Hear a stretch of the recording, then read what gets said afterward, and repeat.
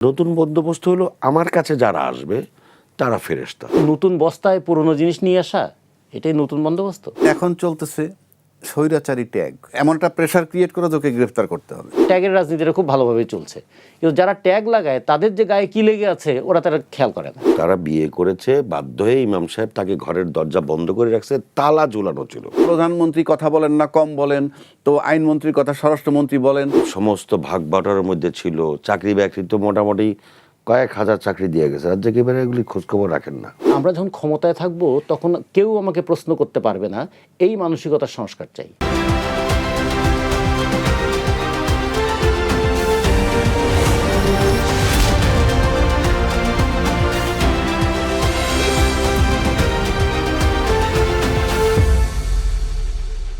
দর্শক স্বাগত কালের কণ্ঠে নিয়মিত অনুষ্ঠান কালের সংলাপে। দর্শক, সংসদের প্রতিটি বৈঠকে আমরা দেখছি যে বাকযুদ্ধ হচ্ছে সরকার এবং বিরোধী দলের মধ্যে। বিরোধী দল বলছে সংস্কারের পথে বড় বাধা বিএনপি সরকার, অপরদিকে বিএনপি সরকার বলছে সংস্কার এবং বাতিল হওয়া অধ্যাদেশ নিয়ে রাজনীতি করছে বিরোধী দল। এছাড়া বিরোধী দলীয় সংসদ সদস্য হুইপ অভিযোগ করে বলেছেন, তিনি নাহিদ ইসলাম বলেছেন যে পুরনো বন্দোবস্ত টিকিয়ে রাখতেই আওয়ামী লীগের জায়গায় বিএনপি এসেছে। এসব বিষয় নিয়ে আমাদের কথা বলতে আমাদের স্টুডিওতে উপস্থিত আছেন বিএনপির জাতীয় নির্বাহী কমিটির সদস্য আবু নাসের মোহাম্মদ রহমতুল্লাহ, এবং আমাদের সঙ্গে আলোচনা এগিয়ে নিতে স্টুডিওতে উপস্থিত আছেন বাংলাদেশ সমাজতান্ত্রিক দল বাসদের সহ সাধারণ সম্পাদক রাজিকুজ্জামান রতন। আলোচনা এগিয়ে নিতে স্টুডিওতে উপস্থিত আছেন রাজনৈতিক বিশ্লেষক অ্যাডভোকেট আবু হেনা রাজ্জাকি। আপনাদের তিনজনকে স্বাগত কালের কণ্ঠের স্টুডিওতে। দর্শক, আজকে আমাদের আলোচনার বিষয় নির্ধারিত হয়েছে রাজনীতি আসলে কারা করছে। শুরুতেই রহমতুল্লাহ ভাই, আপনার কাছে আমি আসতে চাই। এই যে নাহিদ ইসলাম অভিযোগ করে বলছেন যে সরকার পুরনো বন্দোবস্ত টিকিয়ে রাখতে চায়, আসলে মানে সরকার এতে লাভটা আসলে কোথায়? সরকার কেন পুরনো বন্দোবস্ত টিকিয়ে রাখতে চাচ্ছে? ধন্যবাদ আপনাকে। আপনার মাধ্যমে কালের কণ্ঠের অসংখ্য দর্শক শ্রোতা মণ্ডলী, সেই সাথে আমার দুজন বিশিষ্ট সহ আলোচক, তাদেরকে শুভেচ্ছা জানাচ্ছি। রাজনীতিতে এক এক সময় এক একটা মুখরোচক শব্দ বের হয়। এই মুখরোচক শব্দগুলোর মধ্য দিয়ে কিছুদিন চলার চেষ্টা করে কেউ কেউ, সবাই। একটা পুরনো বন্দোবস্ত আর নতুন বন্দোবস্ত নিয়ে কয়েকদিন যাবৎ, কিন্তু বেশ কিছুদিন যাবৎ নতুন বন্দোবস্ত চাই, আবার পুরনো বন্দোবস্তের দিকে ফিরে যেতে চাই। এখন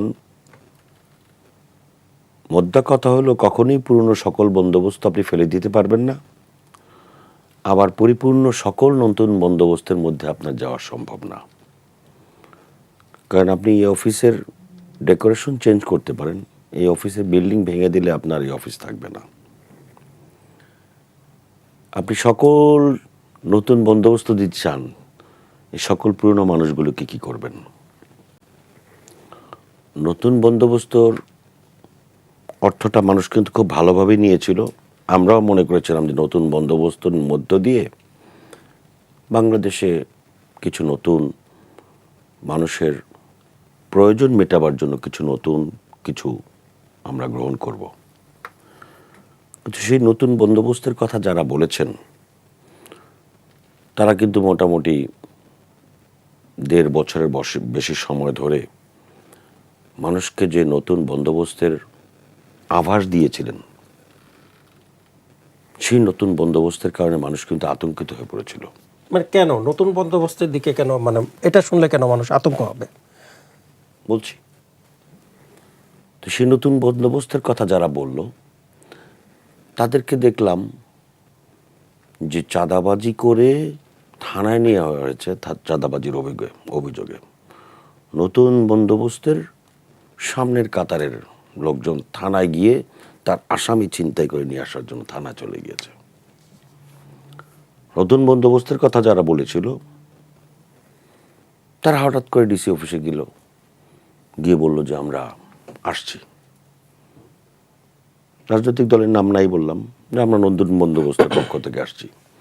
স্যার তো মিটিংয়ে আছেন। মিটিংয়ে আছে তো কী হয়েছে, আমাদের এক্ষণ দেখা করতে হবে, কথা বলতে হবে।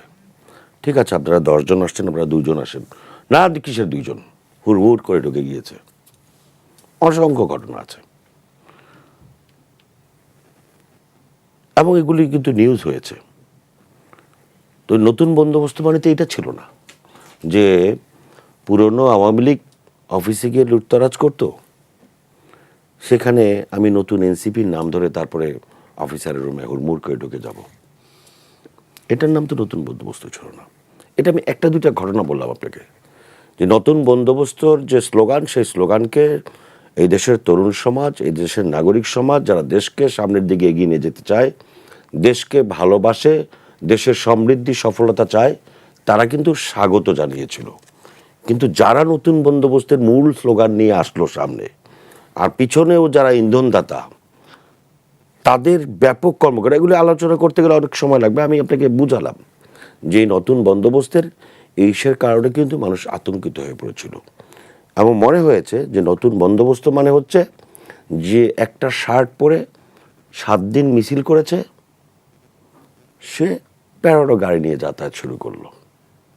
নতুন বন্দোবস্তওয়ালারা এক সারিতে 50-60টা গাড়ি নিয়ে তারপরে সেই দূর দূরান্তের গ্রামের বাড়িতে যাত্রা শুরু করলো।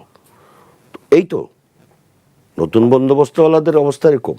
সেই নতুন বন্দোবস্তওয়ালাদের যিনি মুখপাত্র মানে প্রধান, তার বরাত দিয়ে আপনি যে কথাটা বলেছেন, এটা হচ্ছে আমার সংক্ষেপ। এবং ওই নতুন বন্দোবস্তওয়ালারা এটাও বলেছে, যারা এই যমুনাতে গিয়ে আপনার মিছিল মিটিং করে তারপরে ইউনূস সরকারকে নাটকের মধ্য দিয়ে এই আওয়ামী লীগকে নিষিদ্ধ করার জন্য সারা দেশ উত্তাল বানিয়ে ফেলেছিল, তারা গতকালকে এই মুখপাত্র যিনি বলেছেন, নাহিদ ইসলাম সাহেব, তিনিই বলেছেন যে হ্যাঁ, ছাত্রলীগের মধ্যে যদি কোনো অপরাধী না থেকে থাকে তাহলে তারা আমাদের দলে যোগ দিতে পারবে। তো নতুন বন্দোবস্ত হলো আমার কাছে যারা আসবে তারা ফেরেশতা, এবং তাদের ওই নতুন বন্দোবস্তওয়ালাদের মধ্য থেকে সিংহভাগ যারা এই পুরনো বন্দোবস্তর পক্ষে, এমন কোনো কর্মকাণ্ড নাই, এমন কোনো দালালি নাই, এমন কোনো আপনার কি বলে পাঁচাটা কাজ নেই যা তারা প্রকাশ্যে অপ্রকাশ্যে করে নাই। হেলমেট বাহিনী থেকে শুরু করে, হাসিনাকে মা ডাকা থেকে শুরু করে, বঙ্গবন্ধুর আবৃত্তি করতে করতে অজ্ঞান হয়ে যাওয়ার মতো পরিস্থিতি থেকে শুরু করে, এই নতুন বন্দোবস্তওয়ালাদের সামনের কাতারের যারা, তারা সবই করেছে, এবং তারাই হচ্ছে। এবং শুধু তাই না, আপনার এই যে জুলাই আন্দোলনের সময় আইনমন্ত্রীর বাসায় যে রাত্রেবেলা সেখান থেকে বেরোয়, এবং হারুনের ডিবি হারুনের সেই হোটেল খাওয়া দাওয়ার পরে বলেছিল যে এই সমস্ত আন্দোলন তো আমরা এর সঙ্গে তো আমরা নাই, এই আন্দোলনের সঙ্গে আমাদের কোনো সম্পর্ক নাই, আমাদের আন্দোলন শেষ। তারাই নতুন বন্দোবস্তের স্লোগান। এই মানুষ এটাকে ঘৃণার চোখে দেখেছে, যার পরিণতিতে আজকে আর নতুন বন্দোবস্তের এই স্লোগানকে মানুষ আর বিশ্বাস করে। কিন্তু নতুন বন্দোবস্ত, নতুন বাংলাদেশ, নতুনভাবে বাংলাদেশ গড়ে উঠুক, এটাই দেশের মানে এটা কি সরকার পারছে আসলে নতুনভাবে বাংলাদেশ গড়তে? সরকারের বয়স তো 2 মাস হলো। 2 মাস হয়েছে। সরকার মানে সে পথেই হাঁটছে কিনা আমি এখন মানে সরকারের বিবেচনা করা এখনই সময় নয়, কিন্তু আমি জানতে চাচ্ছি যে সেই পথেই যাচ্ছে কিনা। আমি তো সরকার দলীয় একজন সমর্থক, আমি তো আমার কথাটা বলবোই। দিন শেষে মানুষ বিবেচনা করবে যে এই 2 মাসে সরকারের প্রচেষ্টা বা সরকারের যে আন্তরিকতা, সরকার এগিয়ে যাওয়ার পথে যে আন্তরিকতা নিয়ে এগিয়ে যাচ্ছে, সেটা কি আন্তরিকতা নাকি বাস্তবতার সঙ্গে মিল আছে, সেটা মানুষ বিবেচনা করবে। এবং মানুষ সেটা পরবর্তীতে সময় পেলে, সুযোগ পেলে মানুষই তার জবাব দেবে। জি, ধন্যবাদ জনাব রাজিকুজ্জামান রতন। আমি আপনার কাছে একটু আসতে চাই। সরকার বলছে যে সংবিধান সংস্কারের নামে সরকারের যত উন্নয়ন কর্মকাণ্ড আছে তা বাধাগ্রস্ত করছে বিরোধী দল। আবার বিরোধী দল অভিযোগ করছে যে সংস্কারের পথে বড় বাধা সরকার। আসলে সংকটটা কোথায়? ধন্যবাদ। সংকটটা হচ্ছে কথায়, কাজে নয়। কাজটা প্রায় একই রকম আছে, কথাটাই নতুন নতুন হচ্ছে, এবং নতুন কথাকে নতুন মোড়কের মতো ব্যবহার করা হচ্ছে পুরনো কথাগুলোকে রক্ষা করার জন্য। আচ্ছা, সংস্কারটা কোথায় করতে চাই আমরা, সে ব্যাপারে যদি আমরা বলি যে হ্যাঁ, একটা ঐকমত্য কমিশন হয়েছিল, সেই কমিশনের দীর্ঘ আলোচনা করে 30টা বিষয়ে একমত হয়েছিল। তারপরে আবার কিছু কিছু বিষয়ে কোনো কোনো দলের নোট অফ ডিসেন্ট ছিল। যাদের নোট অফ ডিসেন্ট ছিল, যেমন আমরা বাসদের পক্ষ থেকে আমরা কিছু বিষয়ে নোট অফ ডিসেন্ট দিয়েছিলাম এবং আমরা বলেছিলাম যে এই নোট অফ ডিসেন্ট সহ যদি এটাকে গ্রহণ করা হয় আমরা আছি, কিন্তু ওখানে অঙ্গীকারনামায় লেখা হলো আমরা এই সনদ পরিপূর্ণভাবে এবং পূর্ণাঙ্গভাবে বাস্তবায়ন করিব। তাই বলে আমার তো ওখানে নোট অফ ডিসেন্ট আছে, তাহলে আবার পরিপূর্ণ এবং পূর্ণাঙ্গভাবে বাস্তবায়ন করবো, এখানে তো সিগনেচার করতে পারি না, যে কারণে আমরা বাসদের পক্ষ থেকে আমরা সিগনেচার করি নাই। তখন আমাদেরকে নিয়ে অনেক কথাবার্তা বলা হয়েছিল, যারা আমাদেরকে নানাভাবে ট্যাগ দেওয়ার চেষ্টা করেছিল পরে দেখা গেলো তারাও সিগনেচার করেনি। ফলে এই যে যদি বলি তাহলে এটা কি দাঁড়ালো, এটা কথার মারপ্যাচ করা না এক। 2 নম্বর হচ্ছে এখন যদি যারা ক্ষমতায় আছে তারা যদি বলে কখনো যে আমরা যে বিষয়ে নোট অফ ডিসেন্ট ছিল সেটা মানতে বাধ্য নই, তাহলে তাকে কি দিয়ে আটকাবেন? সে তো বলেছে আমি তো নোট অফ ডিসেন্ট দিয়েছি, তাহলে কি দিয়ে আটকাবেন? সেটা বলাই আছে যাদের যে বিষয়ে নোট অফ ডিসেন্ট আছে সেটা সেই দলের বিবেচনার বিষয়। ফলে আমরা মনে করি যে বিষয়ে আমাদের ঐক্যমত হয়েছিল আসেন সেই বিষয়গুলো নিয়ে একটু কথা বলি। দ্বিতীয়ত, আমরা যে নতুন বন্দোবস্তের কথা এখন শুনছি, এটা কি নতুন বস্তায় পুরনো জিনিস নিয়ে আসা? এটাই নতুন বন্দোবস্ত? বস্তার মধ্যে তো পুরনো জিনিসগুলোই আছে।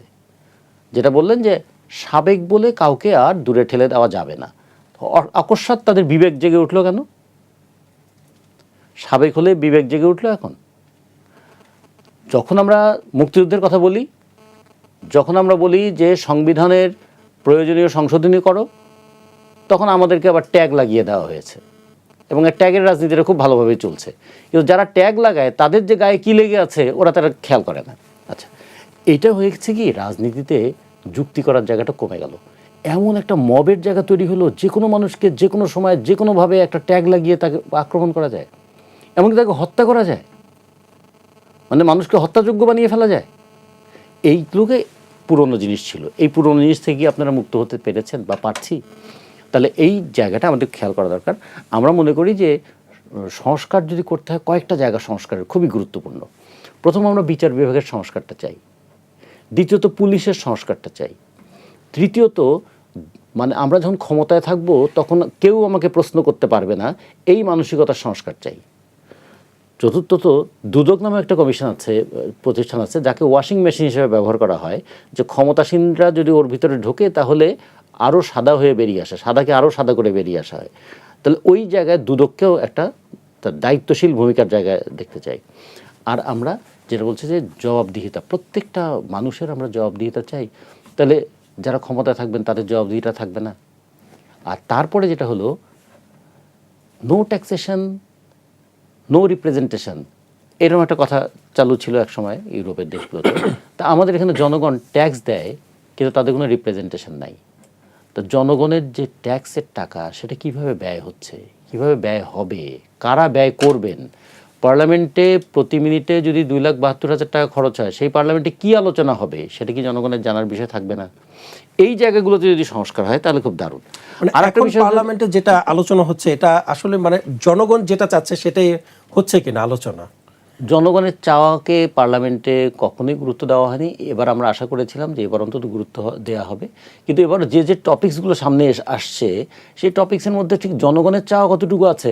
আচ্ছা, জনগণের চাওয়া তো ছিল যে বিশ্ববাজারে যে অস্থিরতা তৈরি হয়েছে যুদ্ধের কারণে, সেই ক্ষেত্রে বাংলাদেশের অর্থনীতি নিয়ে আমরা কী ভাবব, বাংলাদেশের বেকার সমস্যা সমাধানের ক্ষেত্রে আমাদের কী ভাবা উচিত, সামনের বাজেটের ক্ষেত্রে কোন কোন বিষয়গুলোকে গুরুত্ব দেওয়া উচিত, অথবা আমাদের যে প্রবাসী শ্রমিকদের একটা বিপুল অংশ গত যুদ্ধের সময় যে গত মাসেও যে সর্বোচ্চ পরিমাণ রেমিটেন্স পাঠিয়েছে, আতঙ্কের রেমিটেন্স পাঠিয়েছে, কী কারণে? কতদিন থাকতে পারবো জানি না, যে কয়টা পয়সা আছে বাড়িতে পাঠাই। এই যে সে যে পাঠালো এটা আমার তো বৈদেশিক মুদ্রার ভাণ্ডার পূর্ণ করলো, কিন্তু সে আতঙ্কগ্রস্ত শ্রমিকদেরকে আশ্বস্ত করার ক্ষেত্রে আমাদের ভূমিকাগুলো কী হবে?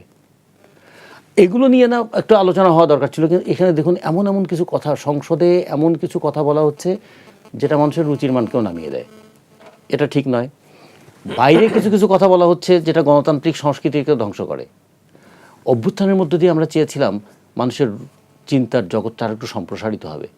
অভ্যুত্থানের পরে এমন কিছু কাজ কেউ করতে শুরু করলেন যে মানুষের চিন্তার মানটাকে, রুচির মানটাকে নিচে নামিয়ে দিলেন। গালিগালাজের সংস্কৃতিটাকে একটা এমনভাবে ছড়িয়ে দেন, আগের যে গালিটা আমরা গোপনে দিতাম এই গালিটা এখন মাইক দিয়ে দেওয়া যায়। এগুলো আমরা বলছি যে এই জায়গাগুলোতে তো হাত দেওয়া দরকার ছিল। আর সংস্কার যদি করতে হয় দুর্নীতির ক্ষেত্রে, স্বজনপ্রীতির ক্ষেত্রে, দ্রব্যমূল্যের সিন্ডিকেট, তার ব্যাপারে ক্রমাগত একদল মানুষ ধনী হয়ে উঠছে আর বিপুল সংখ্যক মানুষ নিঃস্ব হয়ে যাচ্ছে, এই প্রক্রিয়াটার সংস্কার এগুলোই কি দেখব?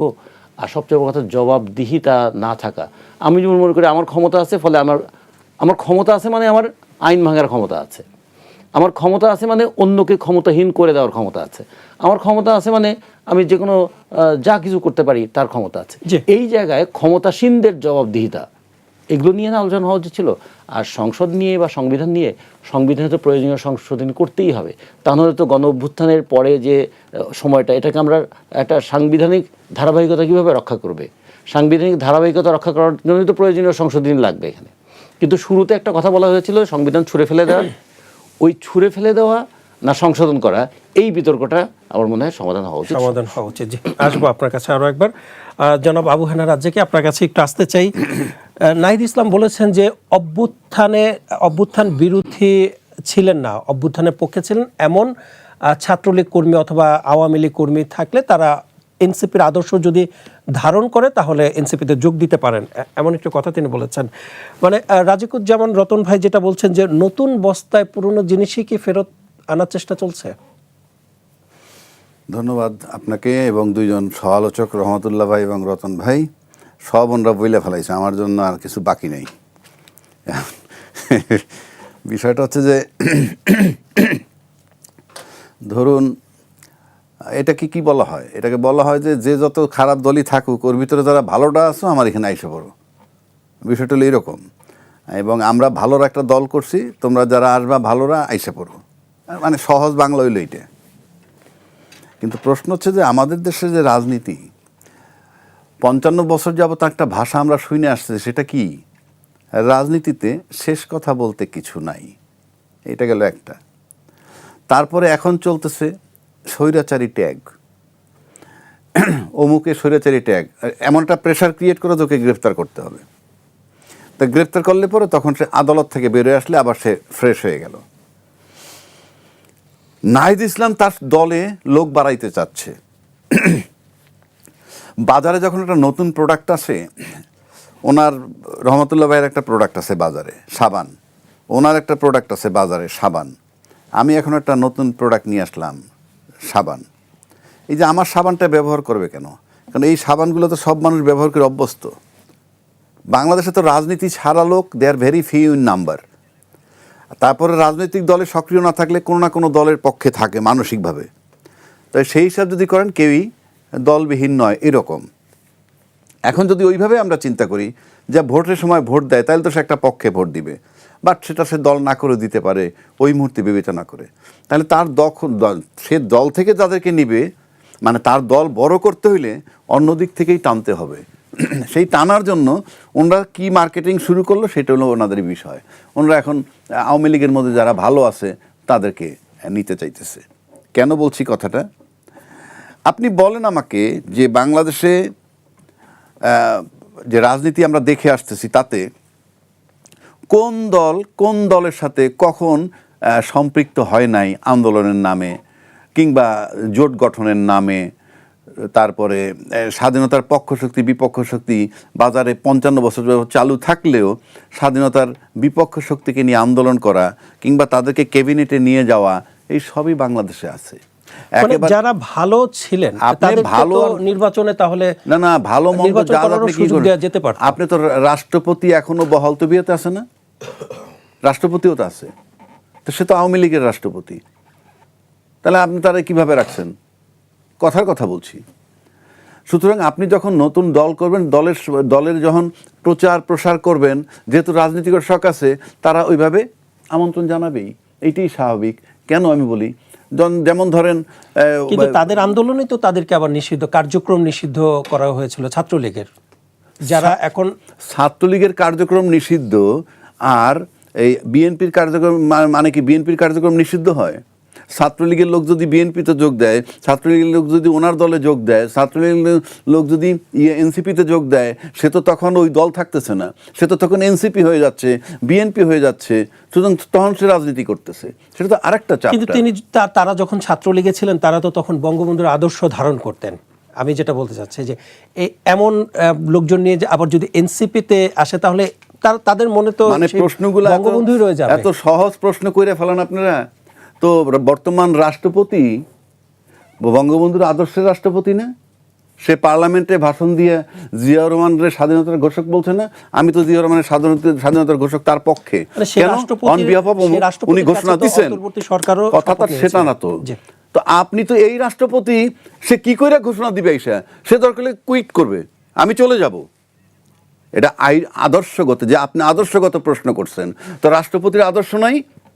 আদর্শ কোনো ফ্যাক্টর না, পজিশনটা ফ্যাক্টর। তাহলে আমি থাকলাম না রাষ্ট্রপতি, তো কি হবে? আপনার তো আমার তাড়ানোর দরকার নাই, আপনার আইডিওলজি বিসর্জন দিয়েছেন। আবার ভাইয়েরা যে ইলেকশন করছে, সেখানে অন্য দল ত্যাগ করে তার দলে যোগ দিয়ে তাদের প্রতীক নিয়ে নির্বাচন করছে না? আপনি ওখানে আদর্শ খুঁজেন কেন? সব জায়গায় খোঁজেন। কিসের আদর্শ? কি আদর্শটা কিসের? এবার আসেন পার্লামেন্টে আপনি এই যে যারা আগে বিরোধী দল বলি, জামাত, এনসিপি সবাই মিলে 11 দলীয় একটা জোট করলো না? তো তোমরা তো জুলাই চেতনার পক্ষে, মানে যেভাবে প্লেস করতে চাই আমরা, তাতে মনে হয় যে বিএনপি জুলাই চেতনার বিপক্ষে। আচ্ছা, ভালো কথা, তোমরা তো জুলাই চেতনার পক্ষে, তোমাদের সেই জোরালো ভূমিকাটা কোথায়?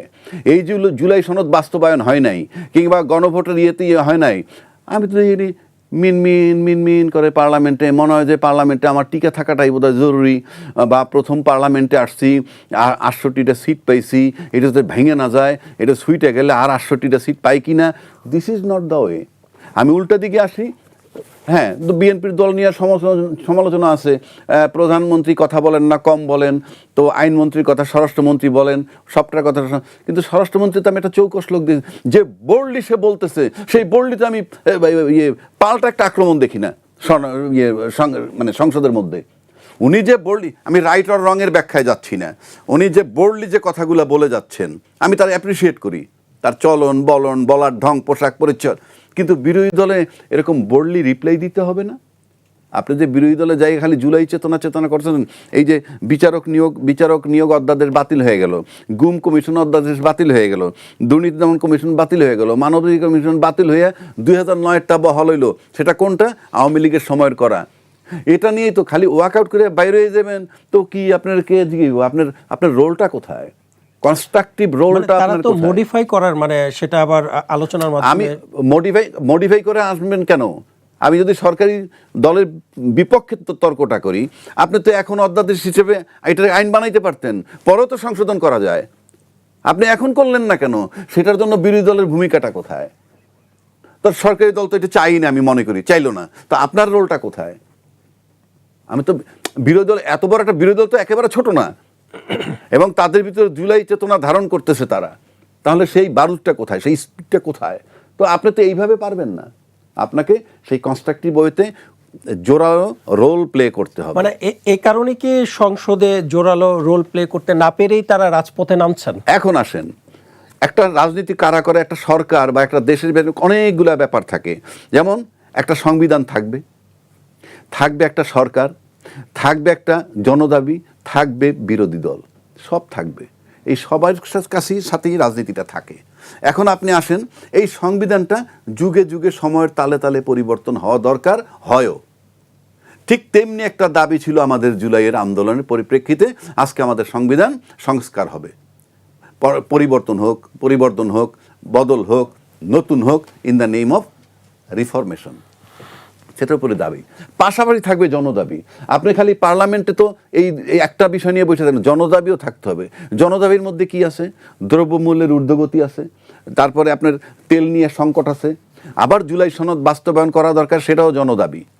তো এই তিনে মিলে দুই পক্ষ মিলে কাজ করতে হবে, এবং দুই পক্ষ মিলে কাজ করতে হইলে যদি সংসদে বসে আদায় করতে হয়, তারা যেমন কথা বলবে, আবার সরকারের নৈতিক দায়িত্ব, সেই কাজ যদি সরকার না করে তাহলে সেটা তো বিরোধী পক্ষ তাদের সমালোচনা করতে পারে, কিন্তু আমরা সংসদে তেমনটা দেখছি না। সেটাই তো আমি বলতেছি, কেন দেখছি না? সেক্ষেত্রে এখন সরকারি দল ভারী 2/3 মেজরিটি পাইছে, এটা তো আলটিমেটলি অধিক ভোটে পাশ করতে হবে, সেটা সরকার যেদিকে থাকবে সেদিক যাবে। কিন্তু সেটা তাদেরকে সেই জোরালো স্টেপ দেখতে হবে, 1। 2 নম্বর, এই আন্দোলন এটা যদি সংসদের মধ্যে এটা পরিপূর্ণতা লাভ করতে না পারে, ঠিক করতে না পারে, তারা যদি বাইরে চলে যায়, ইতিমধ্যে তারা অনেক প্রোগ্রাম দিচ্ছে, সামনেও দিবে। সেক্ষেত্রেও সরকারের আবার একটা রোল আছে, কারণ আপনার ঘরের ছেলে বাইরে চলে যায় কখন, আমাদের সন্তান আছে, আমাদের সন্তান থাকলেও কিন্তু নানান দাবি করে, কিছু ছাড় দিয়ে ঘরে রাখতে হয়, আর নয়তো একেবারে বের হয়ে চলে যায়। এগুলোও মাথায় রাখতে হবে। ভাইস ভার্সা, দুই পক্ষের, বিরোধী দলের কাছ থেকেও আমরা যৌক্তিক, জোরালো, এবং আমি মনে করি বিশেষ করে সংসদের প্রসিডিউর এবং দাবি দেওয়া আদায়ের ক্ষেত্রে আরও অনেক লেখাপড়া এবং মনোযোগ তাদের দেওয়া উচিত, কারণ তারাও নতুন। হ্যাঁ, পক্ষান্তরে এদিকেও নতুন। এদিকে যদি আমি আইনমন্ত্রী দেখি, তিনি নতুন, স্বরাষ্ট্রমন্ত্রী হিসাবে স্বরাষ্ট্রমন্ত্রীও নতুন, এবং উনি পার্লামেন্টের দায়িত্ব, উনিও নতুন। আমাদের প্রধানমন্ত্রীও নতুন। কিন্তু জোরালো ভাবে আমরা ভূমিকা দেখতে চাই বিরোধী দলের, এবং মানে জনগণের কাছে গ্রহণযোগ্য হইতে হবে যে হ্যাঁ, এখন মাঠে যাওয়া যৌক্তিক, কিন্তু খালি সিম্পল ওয়াকআউট আপনি চলে যাবেন, এটা this is not the way. আমি আসবো আপনার কাছে, জনাব রহমতুল্লাহ, আপনার কাছে একটু আসতে চাই। এই যে ছাত্রলীগের এত দোষ, সেই ছাত্রলীগকে আবার কাছে টানার চেষ্টা কেন করা হচ্ছে? না, এই বিষয়ে তো আমি আগেই কথা বলেছি। আর রাজ্জাকি ভাই খুব সুন্দর ব্যাখ্যা দিয়েছে যে তার দল তো বড় করতে হবে। দল বড় করার প্রথম দায়িত্ব ছিল তো ডক্টর মোহাম্মদ ইউনূসের। তার দায়িত্ব আসলে কেন? এনসিপির দল বড় করার দায়িত্ব তার কেন? তার কেন তা আমি জানি না, ওটা রাজ্জাকি ভাই ভালো বলতে পারবেন। কিন্তু জাপানে তো প্রধান উপদেষ্টা থাকাকালীন অবস্থায় জাপানে গিয়ে বললেন যে একটা মাত্র রাজনৈতিক দল ডিসেম্বরের মধ্যে নির্বাচন চায়, আর তাছাড়া ছেলেপেলের একটা রাজনৈতিক দল করেছে, ওরা সামনে এমপি হবে, মন্ত্রী হবে, ওদেরকে একটু সময় দেওয়া দরকার। তো দল করার জন্য দল, এবং ওই সময়ে আপনি যখন দল তারা ঘোষণা করে, তখন আপনি দেখবেন যে ডিসি অফিস থেকে চিঠি দিয়ে তারপর তাদেরকে গাড়ি সরবরাহ করা হয়েছে লোকজন আনার জন্য। তো দায়িত্ব ছিল তাদের, যদিও তারা আবার কিংস পার্টি বললে খুব কেঁপে যেত। তো ওই মন্ত্রীরা ছিল, উপদেষ্টারা ছিল সরকারে, তারপরে সমস্ত ভাগ বাটোয়ারার মধ্যে ছিল, চাকরি বাকরি তো মোটামুটি কয়েক হাজার চাকরি দিয়ে গেছে। রাজ্জাকি ভাই এগুলি খোঁজখবর রাখেন না। দেড় বছরে কয়েক হাজার চাকরি দিয়েছে, এবং সেটা ওই যে আপনি 68টা সিট টিট নিয়ে যাদের না আবার ইয়া করলেন একেবারে দ্রুত গতিতে। এই 2 মাসে একটা ছেলেও আমার কাছে আসে না যে আমাদের চাকরির কোনো ইয়া দেওয়া হয়েছে কিনা। কিন্তু ওই কয়েকবারে অন্তত কয়েকশো লোক আমার সঙ্গে যোগাযোগ করেছে, এবং আমরা 2-1 বার যোগাযোগ করেছি 2-1 জায়গায়, জানিও না যে এগুলি নিয়োগ কখন হয়েছে, পরে শুনলাম হয়ে গেছে সব, শত শত বিভিন্ন সেক্টরে। এগুলির আপনারা খোঁজখবর রাখেন না। ওটা সৎ লোকের মানসিকতা থেকেই সেগুলি হয়েছিল, এবং জুলাই চেতনার অঙ্গীকার থেকেই সেগুলো হয়েছিল, যেখানে বহু ছেলেরা আমার পরিচিত ঢাকা ইউনিভার্সিটি সহ অন্যান্য প্রতিষ্ঠানে যারা জুলাইয়ের আন্দোলনে রাজপথে রক্ত দিয়েছে, তারাও তাদের অ্যাডমিট কার্ডটাও পর্যন্ত ওই ভাইবা পর্যন্ত আসতে পারে নাই। এটা হচ্ছে আমাদের ওই যে নতুন বন্দোবস্ত। আপনি যেটা বলছিলেন সেটা হচ্ছে যে ওই যে দল বড় করতে হবে, তো দল বড় করার জন্য যদি আমার দলে আসে তাহলে তাদের কোনো অসুবিধা নাই। কিন্তু যদি আবার রাজ্জাকি ভাই বলেন যে হ্যাঁ, ওনার দলে তো অন্য দল থেকে এসে তারপরে নির্বাচন করছে, এটাও কি উনি দল ভারীর জন্য বলছেন কিনা আমি জানি না। কিন্তু আমার দলে যারা যোগদান করে নির্বাচন করেছে তারা 17টি বছর অন্য রাজনৈতিক দলের ব্যানারে এই ফ্যাসিবাদ বিরোধী আন্দোলনে সক্রিয় ছিল। তাদের নিবন্ধন সংক্রান্ত জটিলতার জন্য তার দল সরাসরি করতে পারবে না, এবং ওই যে সৎলোকের ভাইয়েরা বিভিন্ন সিস্টেম কৌশল, একটা ঘটনা আমি শেষ করে দিই, না এটা আপনাকে ক্লিয়ার করতে হবে। এই যে সিস্টেম করে তারপর ওখানে একটা আইনও তারা করে ফেলছিল যে অনিবন্ধিত যদি জোটভুক্ত হয় তবুও তার নিজস্ব প্রতীকে ব্যবহার মানে ইলেকশন করতে হবে। এই যে একটা কৌশল করে তারপর যে ঝামেলাটা করেছিল, সেই কারণে তাকে যদি জোটের কোনো প্রার্থীর ইয়া করতে হয় সেটা করার সুযোগ ছিল না, নিজস্ব প্রতীকে করতে হবে। তো সে নিজস্ব প্রতীকের জন্য কেউ কেউ স্বাভাবিক, এই দেশে কয়েকটা প্রতীক মানুষ চেনে, সেখানে বিএনপিতে যোগদান করে এবং বিএনপির আইডিওলজিকে তারা ওন করে বিএনপিতে যোগদান করে। ওখানে আওয়ামী লীগের, ছাত্রলীগের কেউ এসে নির্বাচন করে নাই। সরি, মানে এটা আপনার বোঝার জন্য। এটা তো কারেক্ট তো, কারণ যখনই আপনার দল যাচ্ছে সে, আমি বলছি যে তাহলে দল ভারী করার জন্যই ওটা করেছে, করতে চাচ্ছে। এবং এখনকার প্রেক্ষাপটে সবচেয়ে বড় দুঃখজনক হলো আমি যেটা করব ওইটা সঠিক, ওই পর্যন্ত ঠিক আছে, কিন্তু আরেকজন যদি কিছু করে, সরকার যদি কেউ কিছু করে, তাহলে ওইটা বেঠিক। এবং তার বিরুদ্ধে মিথ্যাচার, অপপ্রচার নির্লজ্জভাবে বিভিন্নভাবে হেয় প্রতিপন্ন করে এখন একটা রাজনৈতিক সংস্কৃতি পরিণত হয়েছে। একটি ঘটনা আনতে চাই যে গাজীপুরের একটি মসজিদের ইমামের মেয়েকে কেন্দ্র করে জামায়াতের আমির একটি স্ট্যাটাস দিয়েছিলেন। তিনি বলেছেন যে মাদ্রাসা ছাত্রীকে অপহরণ, পরিবারের সদস্যদের উপর বর্বরোচিত হামলাকে মানবতা বিরোধী অপরাধ হিসেবে তিনি উল্লেখ করেছেন। তিনি দাবি করেন ওই ছাত্রীকে অপহৃত করা হয়েছে। প্রকৃত ঘটনাটা কি আসলে আপনার জানা আছে বা এটা না না, কি আসলে? এটা সবাই জানে, সবাই জানে। বিষয়টা হচ্ছে যে জামাতের আমির বললেই যদি আপনি শেষ করে দেন, তাহলে তো এটা দুঃখজনক। সে তো শুধু জামাতের আমির না, উনি বিরোধী দলীয় নেতা, ওনার একটা অবস্থান আছে। উনি যদি যে কোনো জিনিস নিয়ে ওই নিচের লেভেলের কর্মীদের ভাষায়, কর্মীদের মতো করে স্ট্যাটাস দেন, তাহলে তো সেই জিনিসটা নিয়ে মানুষ খুব কষ্ট পায়। আমরাও রাজনৈতিক কর্মী হিসেবে কষ্ট পাই। গোটা দুনিয়া জানে যে ইমাম সাহেবের কন্যা হয়েছে, কি হয়েছে, একজন মানুষের কন্যা এবং একটা ছেলে, তাদের সমস্ত জায়গায় প্রচারিত হয়েছে, তারা বিয়ে করেছে অপ্রাপ্তবয়স্ক। বাংলাদেশে আইন অনুযায়ী সেটা কোর্টের ব্যাপার। তারা বিয়ে করেছে, বাধ্য হয়ে ইমাম সাহেব তাকে ঘরের দরজা বন্ধ করে রাখছে, তালা ঝুলানো ছিল। সেখান থেকে ছেলে এসে তার মানে শরীয়ত অনুযায়ী তো বিয়ে করা যায়, সেই বিয়ের বউকে সে নিয়ে গেছে। এখন এইটা দিয়ে যদি আপনি বিএনপিকে দায়ী করেন, সরকারকে দায়ী কেন, সেটা বিরোধী দলীয় নেতা পর্যন্ত যদি বিবৃতিতে আনেন, কোথায় আপনি এই যে রাজ্জাকি ভাই বললেন যে আপনি নতুন বন্দোবস্তের বাংলাদেশে মানুষ যে বিরোধী দলের যে ভূমিকাটা, দায়িত্বশীল ভূমিকা প্রত্যাশা করেছিল, শুধু তাই না, এই যে আপনার বলায় যে মেয়েটা যে করলো, সেই জন্য তো সারা পার্লামেন্ট আপনার করে ফেললো। আপনার এই যে বিরোধী দলীয় চিফ হুইপের ঘটনা নিয়ে যে ব্যঙ্গাত্মক কার্টুন এঁকেছে, সেই জন্য করেছে। বিরোধী দলের চিফ হুইপ মানে সরকার দলীয় চিফ হুইপ উনি পার্লামেন্টে দাঁড়িয়ে বললেন যে আমার এইটার কারণে যদি হয়ে থাকে আমি অনুরোধ করবো তাকে, যাতে এই ব্যাপারে কোনো ব্যবস্থা থাকে, তাকে মুক্তি দেওয়া হোক। এরপরও আপনারা ঘায়েল করবার জন্য, শুধুমাত্র রাজনৈতিক স্বার্থ চরিতার্থ করার জন্য এখানে এই যে ধরেন আপনার সংসদে আপনার কি হট্টগোল, সংসদের কেনাকাটা নিয়ে চরম দুর্নীতি হয়েছে, সেখানে সংসদ থেকে বলা হয়েছে, স্পষ্ট বিবৃতি দিয়ে বলা হয়েছে যে এটা হয়েছে, এই ধরনের আলোচনা এসছে, অতএব তার বিল পেড করা যাবে না, বন্ধ করে দেওয়া হয়েছে। আপনি প্রশংসাটাও করা শেখেন না। আপনি নতুন বন্দোবস্তের কথা যারা বলছেন, সেখানে আপনি এই যে প্রধানমন্ত্রী মানে সংসদে উনি নির্বাচিত হওয়ার পরে ওই একটা সিট পেয়েছেন, তার বাড়িতেও গিয়ে যে হাজির হলেন, কই এই বিষয়ে তো একটু প্রশংসা কারো কাছ থেকে শুনলাম না। উনি যে টোটাল প্রোটোকলগুলি বন্ধ করে দিয়ে এই যে সচিবালয়ে গিয়ে নির্বিচ্ছিন্নভাবেই করেন, আধা ঘন্টা 1 ঘন্টা রাস্তা বন্ধ করে দেওয়ার যে সংস্কৃতি উনি যে বন্ধ করে দিলেন, এগুলি তো কেউ প্রশংসা করলো না। তাহলে আমি বললাম যে প্রশংসা হয়তো না, যাদের কথা বলতেছি যে এই যে দায়িত্বশীল বিরোধিতা এবং দেশের স্বার্থ নিয়ে বিরোধিতা করা, সেগুলির পরিবর্তে ওই মসজিদের ইমাম সাহেবের মেয়ে কি হলো সেটা নিয়ে বিরোধী দলের নেতার স্ট্যাটাস, এগুলো বেমানান রাজনীতিতে। হ্যাঁ, তারপরেও যদি উনি সত্য ঘটনাটা জেনে সত্যভাবে বিবৃতিটা দিতেন, তাহলে এটা নিয়ে কষ্ট লাগতো না। কিন্তু যেন অসত্য কথা জাতির সামনে, একজনে তো কিন্তু একজন ইসলামী দলের আমির, এরপরে তার মর্যাদাটা হচ্ছে বিরোধী দলীয় নেতা। বিরোধী দলীয় নেতা এবং ইসলামী দলের আমির, এই দুটোর সঙ্গে এই জাতীয় মিথ্যাচার, এটা বেমানান। ধন্যবাদ আপনাকে। জনাব রাজিকুজ্জামান রতন, আপনার কাছে আসতেছি একটু।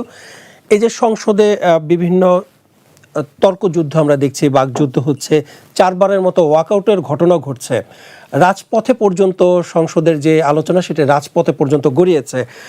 আরেকটা অভ্যুত্থানের কথাও আমরা শুনতে পাচ্ছি। মানে দেশের রাজনীতির পরিস্থিতি আসলে এতটাই খারাপ? এটা হলো রাজনৈতিক উত্তেজনা। রাজনৈতিক উত্তেজনা সৃষ্টি করাটা অনেক সময় একটা রাজনৈতিক কৌশলের অংশ।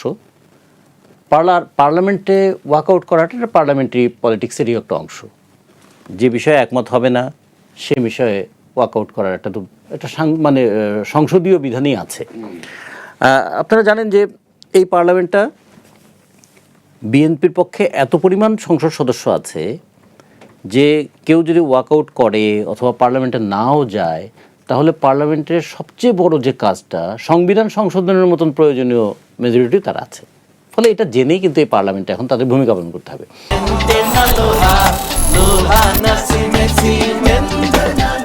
ফলে এখানে গলার জোর বা গায়ের জোর বা হা জয়যুক্ত হয়েছে বা না বিজয়ী হয়েছে এই জায়গায় পার্লামেন্টে আসলে নাই।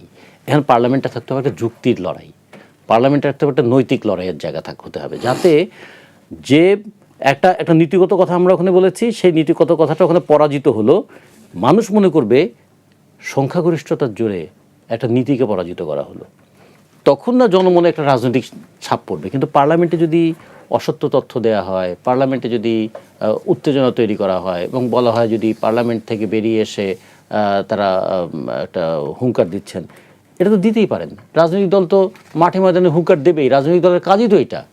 যে আজকে যে তেলের দামটা বাড়ানো হলো, এই তেলের দামটা বাড়ানোর যৌক্তিকতা কি, এটা নিয়ে কি রাজনৈতিক দল প্রশ্ন তুলবে না? বাসের ভাড়া কত বাড়ানো উচিত সেটা নিয়ে কি রাজনৈতিক দল কথা বলবে না?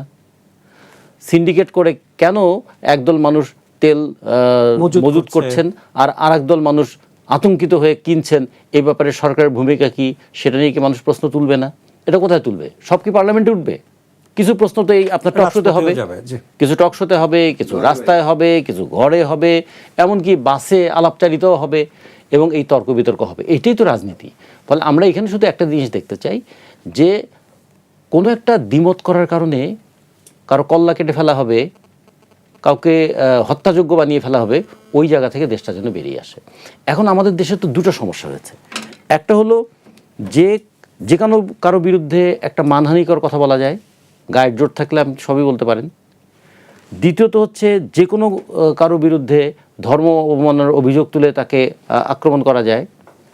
তৃতীয় কথা হচ্ছে যে একটা বিষয় বলেছি তো কী হয়েছে, এই সংস্কৃতি চালু হয়েছে, করেছি তো তা কী হয়েছে, এই যে একটা সংস্কৃতি চালু হলো, তার মানে দায়বদ্ধতার জায়গা কোথায় আসলো? রাজ্জাক ভাই একটা কথা বলছেন যে আদর্শ কোথায়, আদর্শের চাইতে পজিশন বড়। আচ্ছা, আদর্শের চাইতে যদি পজিশন বড় হয় তাহলে তো শেখ হাসিনা ঠিক কাজই করতেন। তিনি তার পজিশন থেকে ঠিক জায়গায় ছিলেন, তিনি তার পজিশন ছিল, ক্ষমতা ছিল, 288 জন পার্লামেন্ট মেম্বার ছিল তার। তা দিয়ে কি সব যুক্তিসঙ্গত হয়েছিল? তা দিয়ে কি সব ন্যায়সঙ্গত হয়েছিল? ফলে ওই ইতিহাসটা আমাদের মাথায় রাখতে হবে না? মানুষ কিন্তু সবসময় খেয়াল করবেন, একটা যুক্তি সবসময় শক্তিশালী হিসেবে আবির্ভূত হয় না, যুক্তিটা ক্রমাগত শক্তি সঞ্চয় করে। ফলে এই যুক্তিটা যে শক্তি সঞ্চয় করে তার জন্য একটা গণতান্ত্রিক পরিবেশ লাগবে যাতে সেই যুক্তির পক্ষে কথাটা বলা যায়। তা আমরা মনে করি যে আমাদের অভ্যুত্থানের মধ্যে দিয়ে অভ্যুত্থানের চেতনা ছিল এইটাই যে আমরা অন্যায়কে অন্যায় বলার জন্য একটা পরিবেশ থাকবে, আর অযৌক্তিককে অযৌক্তিক বলার একটা পরিবেশ থাকবে। এখন জুলাইয়ের চেতনা এক জিনিস আর জুলাইয়ের সনদ আর এক জিনিস। সনদের মধ্যে কিন্তু পরস্পর বিরোধী অনেক কথা আছে। ফলে সনদ বাস্তবায়ন করার যারা কথা বলছেন তাদেরকে বলতে হবে যে বিষয়ে আপনাদের দ্বিমত আছে সেটা কীভাবে বাস্তবায়ন করবেন। কিন্তু জুলাইয়ের চেতনা যদি বলি যে অন্যায়ের বিরুদ্ধে লড়াইয়ের চেতনা, বৈষম্যের বিরুদ্ধে লড়াইয়ের চেতনা, আমরা সবাই মিলে না ওই কোটার নামে একটা স্বজনপ্রীতির বিরুদ্ধে দাঁড়িয়েছিলাম, তাহলে আমরা কেন ক্ষমতায় থাকলে আবার সেই কাজটা করতে চাই? কেন আমরা ক্ষমতায় আসতে না আসতেই ডিসি নিয়োগে, ডিসির বদলিতে টাকার খেলা খেলতে চাই? সেগুলোকে আমরা দেখবো না? তার মানে কি যাকে শত্রু জ্ঞানে নিন্দা করেছি তার সংস্কৃতিটা নিজেই ধারণ করলাম? তার মানে মানুষ কি তাহলে বলবে এটাকে সুযোগের সন্ধানে ছিলাম, আন্দোলনের নৈতিকতায় ছিলাম না? তো এই বিষয়গুলো বারবার এখন আলোচনায় আসবে। আমরা মনে করি এবারের অভ্যুত্থান অন্তত একটা আলো ফেলেছে মানুষের মনের মধ্যে যে একটা সরকার ক্ষমতাসীন হলে তাকে আর ক্ষমতা থেকে সরানো যাবে না। 14 সালের নির্বাচন, 18 সালের নির্বাচন, 24-এর নির্বাচনের পরে মানুষ ভেবেছিল এই নির্বাচন যদি 29 সালে হয় তাহলে এই সরকার ক্ষমতা থেকে যাবে না। ফলে নির্বাচনের পথে এই সরকার ক্ষমতা থেকে যাবে না বলেই তো অভ্যুত্থানটা অনিবার্য হয়ে উঠেছিল। আসলে কথা কেন বলা হচ্ছে, চাইলে কি আরেকটি অভ্যুত্থান হতে পারে? অভ্যুত্থানের কথা তো বলতেই পারে। অভ্যুত্থানের কথা বলার পরে আমরা 5 বছর পরে অভ্যুত্থান হতে পারে, 10 বছর পরে হতে পারে। অভ্যুত্থানটা টাইম দেয়নি তারা, ঠিক আছে, তারা অভ্যুত্থানটা করবেন কেন সেটা যে যুক্তিসঙ্গত হলে অবশ্যই মানুষ নামবে। খেয়াল করে দেখুন, ছোট্ট একটা কথা বলা হয়েছিল এই অভ্যুত্থানে আমাদের হাজার হাজার মানুষ মৃত্যুবরণ করেছে। হ্যাঁ, আমরা সেটা আপলোড করি। শেষ পর্যন্ত সরকার কি বললেন, একটা হিসাব দিলেন 844 জন। এবং কোন সরকার? অন্তর্বর্তীকালীন সরকার, 844 জন। এই যারা সেটা আগস্টের 8 তারিখ পর্যন্ত 844 জন ছিল। এখন সংসদে বিরোধী দলীয় নেতা বললেন তিনি 1200 জনের বাসায় গিয়েছেন। এটা কিভাবে সম্ভব? সরকারি হিসাবে যদি 843-44 জনের মানে জুলাই অভ্যুত্থানে নিহত হয়, তিনি বলছেন আমি ফিজিক্যালি 1200 জনের বাসায় গিয়েছি, তাহলে এটা কেমন করে সম্ভব? এটা হলো এক। তাহলে মানে এগুলো কি মানুষ প্রশ্ন করবে না? তাহলে কি সংসদে দাঁড়িয়ে এই সমস্ত কথা বলা যায়? 2 নম্বর দেখুন, কথায় কথায় একটা মুক্তিযুদ্ধের শহীদদের নিয়ে প্রশ্ন তোলা হয়। 55 বছর আগে যে মুক্তিযুদ্ধ হয়েছিল তার শহীদদের নিয়ে প্রশ্ন তোলেন, আর 2 দিন আগে যে গণ অভ্যুত্থান হলো সেই গণ অভ্যুত্থানের যে মানুষ তার তালিকায় ঠিকমতো করতে পারেননি এখনো। তার মধ্যে 44-45 জন নাকি শহীদ ফিরে এসেছে আবার। তাহলে এগুলোও তো খেয়াল করতে হবে। তার মানে আমরা 24 দিয়ে 71-কে নাই করে দেওয়ার একটা রাজনীতি কিন্তু এখানে হয়েছিল। মানে এটা আসলে মানে কেন হচ্ছে, কেন হচ্ছিল মানে হচ্ছে ওই যে 71 সালের যে মুক্তিযুদ্ধটা, সবাই যে অনেকে যে মেনে নিতে পারে নাই, তারা সবসময় একটা অজুহাত খুঁজেছে কোন অজুহাতে মুক্তিযুদ্ধটাকে মেলাইন করা যায়, কালিমালিপ্ত করা যায়। অথচ বলা উচিত ছিল মুক্তিযুদ্ধ হচ্ছে আমাদের অস্তিত্ব, আর অভ্যুত্থান হচ্ছে আমার বিকাশের প্রক্রিয়া। মুক্তিযুদ্ধের মধ্যে দিয়ে দেশ স্বাধীন করেছি, আর অভ্যুত্থানের মধ্যে দিয়ে গণতন্ত্রের পথে আমি অগ্রসর হব। আমরা আরও বেশি গণতান্ত্রিক, আরও বেশি আধুনিক, আরও বেশি মানে মানবিক সমাজ তৈরি করব। কিন্তু অভ্যুত্থানের পরে সেই জায়গায় যাওয়ার পরিবর্তে 71-কেই ঢেকে দেওয়ার চেষ্টা করা হয়েছিল। এগুলো একটু খেয়াল করবেন, এটাও কি নতুন বন্দোবস্তের অংশ ছিল কিনা? আজকে যে সংসদে যে আলোচনাগুলো হওয়া দরকার সেই আলোচনাগুলো হচ্ছে না কেন? ইরান যুদ্ধে বাংলাদেশের ভূমিকা কি হবে, সংসদে এটা আলোচনা হচ্ছে না কেন? অথবা সেই আলোচনা যে তেলের সংকট সেটা কিভাবে আলোচনা হচ্ছে না কেন? সেটাও কেন আলোচনা হচ্ছে কেন আজকে মানে আমাদের একটা নির্বাচন হচ্ছে 12ই ফেব্রুয়ারি, তার 72 ঘন্টা আগে এমন একটা চুক্তি করা হলো যে চুক্তির ফাঁদে বাংলাদেশ দীর্ঘদিন পর্যন্ত সে আটকা পড়ে থাকবে। সেটা নিয়ে তো কোনো কথা হলো না নাকি? এগুলোকে আড়াল করার জন্যই আমি আপনার কাছে এই বিষয়ে নতুন করে অভ্যুত্থানের কথা বলে ওই সমস্ত বিষয়কে আড়াল করার চেষ্টা করা হচ্ছে। যে এই বিষয়ে আমি আপনার কাছে আসবো, তার আগে আপনি যেটা বলছিলেন যে কিছুদিন আগে যে অভ্যুত্থান হলো সেটা শহীদদের তালিকায় ঠিক পর্যন্ত করা হলো না। আমরা দেখছি মদ্যপানে মৃত্যু হয়েছে, সেটি আবার শহীদের তালিকায়, জুলাই অভ্যুত্থানের শহীদের তালিকায় ঢোকানো হয়েছে, এমন ঘটনাও কিন্তু সেটা আপনি বলতে পারেন, সেটা আমি বলতে পারবো না। আমরা বাসদের পক্ষ থেকে যেটা বলি, কালকে আমাকে ট্যাগ দিয়ে দেওয়া হবে, ফলে আমরা কিন্তু খুব বড় বিপদে আছি, বুঝছেন? না না, মদ্যপান মদ খেয়ে মারা গেছেন, তাকে শহীদের তালিকায় অন্তর্ভুক্ত করা হয়েছে। এটি নিয়ে সমালোচনা হয়েছে। জনাব আবু হেনা রাজ্জাককে আপনার কাছে একটু আসতে চাই, যে আওয়ামী লীগের নিষিদ্ধের বিষয়টি যে আইনে পরিণত হলো, এটি আপনি কিভাবে দেখছেন? শুনুন, আপনি যদি শুধু আওয়ামী লীগ যে গত 15 বছরের অ্যাক্টিভিটিস সেটা যদি আপনি ধরেন, এই আওয়ামী লীগ আয়নাঘর বানাইছে, এই আওয়ামী লীগ এর সময় 57 জন বিডিআর অফিসার, সেনাবাহিনীর অফিসার হত্যা হয়েছে, এই শাপলা চত্বরে হত্যা হয়েছে, বিনা বিচারে হত্যা হয়েছে, এগুলো তো নতুন কিছু না। মানে এটা সবার জানা। যেই কথাটা রতন ভাইরা বলতেছে তার পরিপ্রেক্ষিতে আমি বলতেছি। সেই হিসাব যদি আপনি করেন তাহলে ন্যাচারালি মনে হয় যে হ্যাঁ, দলটা নিষিদ্ধ করা উচিত।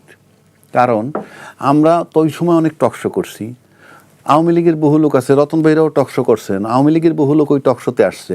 কেউ কিন্তু এসে গুণাক্ষরেও বলে নাই যে সরকারের এই সিদ্ধান্তটা সঠিক হচ্ছে না, বলে নাই কেউ। অর্থাৎ সরকার যেটা করে ওই সরকার ওইটা কারেক্ট। তো এতে মনে হয় যে সরকার যেটা করছে বা শেখ হাসিনার নেতৃত্বে যেগুলো হয়েছে একেবারে গ্রাসরুট লেভেল পর্যন্ত সবাই সমর্থন করছে। সেই হিসাব করতে গেলে বোঝাই যায় যে হ্যাঁ, এরকম একটা দলের রাজনীতি করা উচিত না।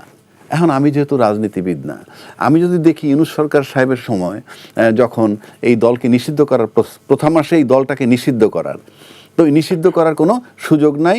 এবং আজকে রহমতুল্লাহ ভাই যারা ওনাদের দলও বলছিল যে আমরা কোনো রাজনৈতিক দল এইভাবে নিষিদ্ধ করতে প্রজ্ঞাপনের মধ্যে করতে চাই না, এটা জনগণের সিদ্ধান্ত নিবে বা এটা পক্ষপাতী ওনারা না।